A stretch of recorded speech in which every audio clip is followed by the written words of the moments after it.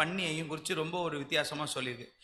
நாயை ஏன் சொல்றது? அது கக்குனதை, அதாவது விட்ட பாவத்தை திரும்பி எடுத்துடக்கூடாது, அதுக்காக நாயை பற்றி பன்னியை பற்றி எதுக்கு சொல்லுவாங்க சொல்லுங்க? பன்னி அது பன்னி என்னன்னா, பன்னிக்கு ஒரு குணம் இருக்கு.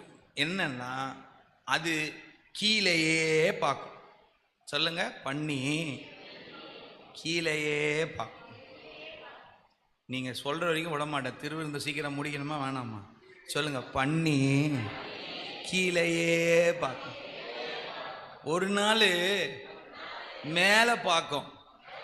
எப்ப தெரியுமா? 4 காலும் கட்டி ஒரு கொம்பை வச்சு நட்டிக்கிட்டு கழுத்தை அறுக்கிறதுக்கு எடுத்துட்டு போவான். அப்போதான் வானம் ஒன்று இருக்குதா